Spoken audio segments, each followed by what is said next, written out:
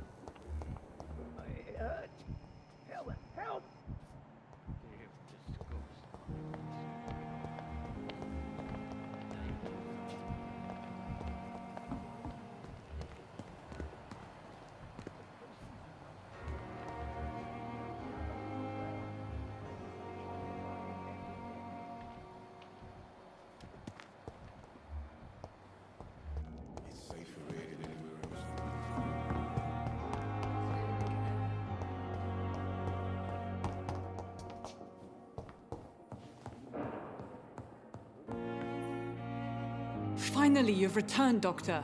Did you find anything of value? Yes, nurse. You've worked your first miracle, Doctor. Now, this patient here needs immediate treatment. Duty calls. When the storm has passed, I'll show you how to mix the remedy yourself with the same basic ingredients. Many thanks, Doctor. When you've finished, you ought to report to Dr. Swansea in his office. He's been looking for you. Seemed pressing. As for me, what a blundering idiot.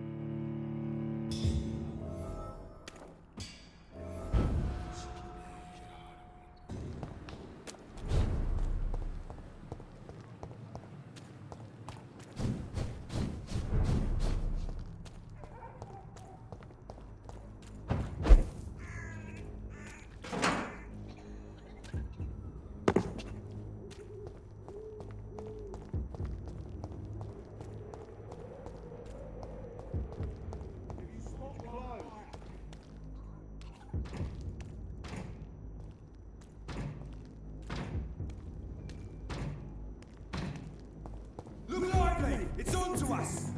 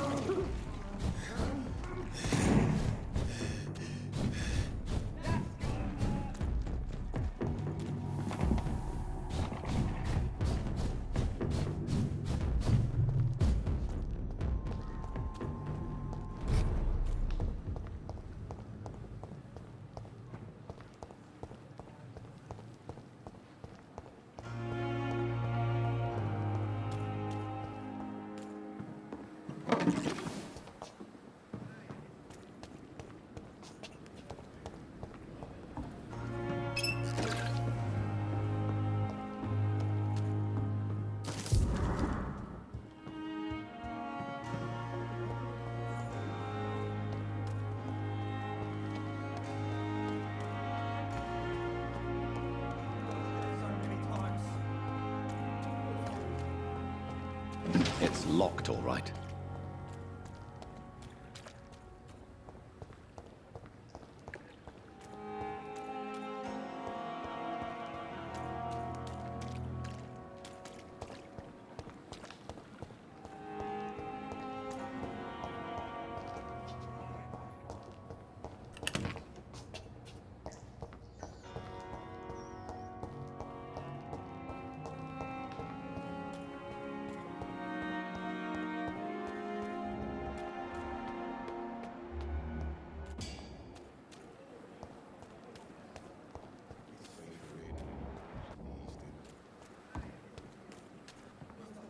Is this supposed to be an hospital?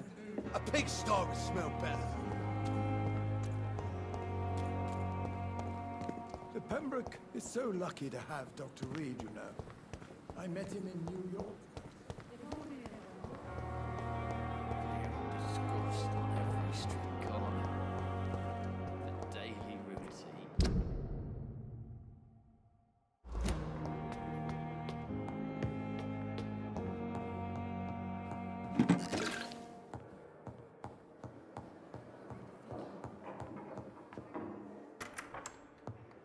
Please, Jonathan, come in.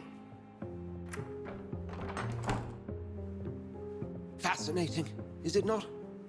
In the last decade, so many mysteries have been brought to light with our microscopes. The human body, biology's penultimate frontier. The more we explore its boundaries, the less we're able to trace a clear line between life and death. You, my friend, have a foot in both countries. The view must be vertiginous. It's at least as vertiginous as chatting about vampires with you, I would say. This must be all so new to you. This area of town, the hospital, a brand new life. How stimulating it must be. I wish I could share your enthusiasm, Dr. Swansea, but my condition defies scientific categorization. Undead? Unalive? Immortality defies logic. I cannot express my thrill at this serendipitous turn of events. The world's most eminent specialist in blood transfusions, a vampire. One might say a gift from heaven.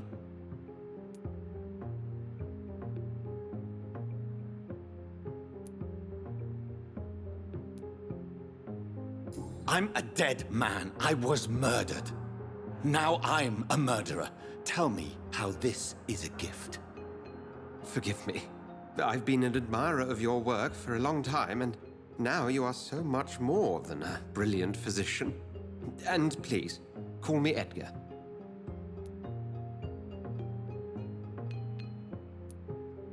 I'm not some doe-eyed student, Edgar.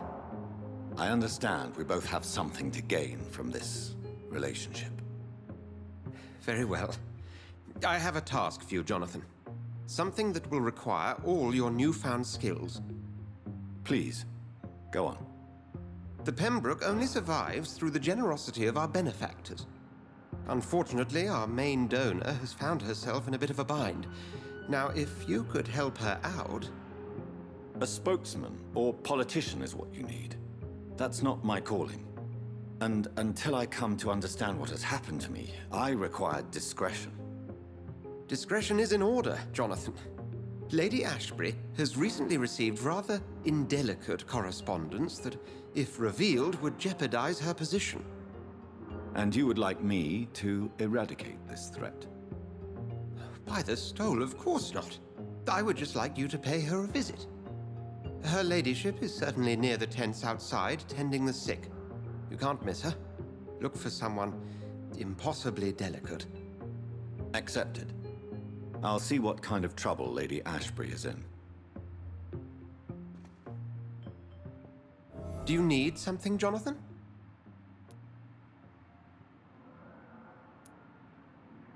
I have just a few questions. Then ask away. I'm at your service, Doctor.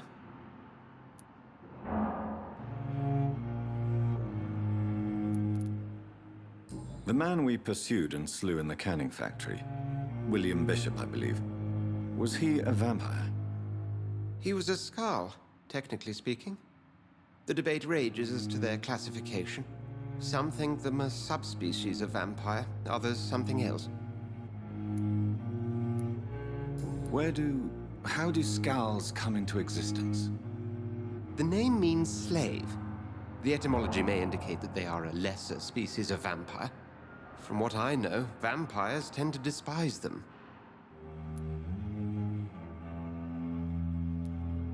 Just for clarity, what differences are there between myself and a scowl? A skull is easier to eliminate, Jonathan, even if they remain formidable foes for the unprepared. Vampires... Now, vampires exist beyond the mortal realm.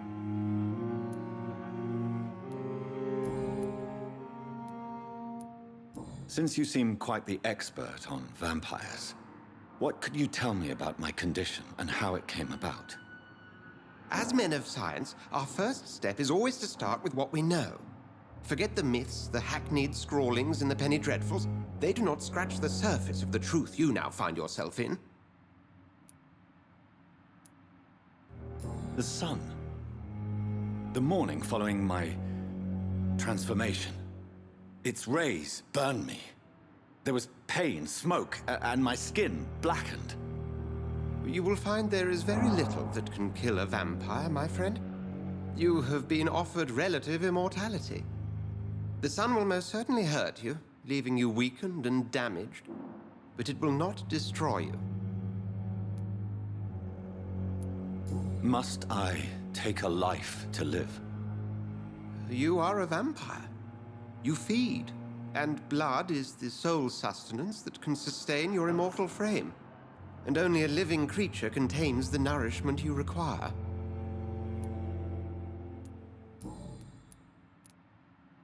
You mentioned something about a secret society. A brotherhood, if I recall. Could you elaborate? Certainly.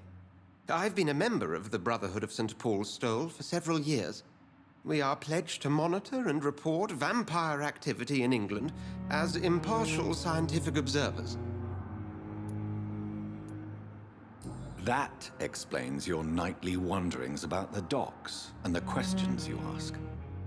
I feel it wasn't mere coincidence that led us to that part of town. There was something as yet unseen that set those chain of events in motion.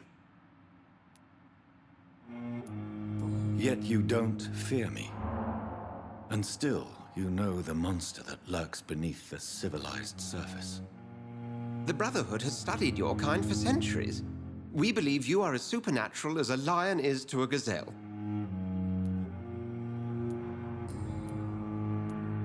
Since I'm the one working for you, what should I know about Pembroke Hospital? Well, for many years, we have been the only medical facility in this part of town that people can rely on. We support the community here, as well as provide health care. Where do we stand today? Oh, to be honest, we cope on a day-to-day basis. The first wave of the Spanish flu last summer took us by surprise. We lack many of the basic necessities needed. What do you expect of me? What we need is hope. You were a soldier. This is a war. This white coat's still a uniform. We fight to help the poor, the sick of the East End, the forgotten.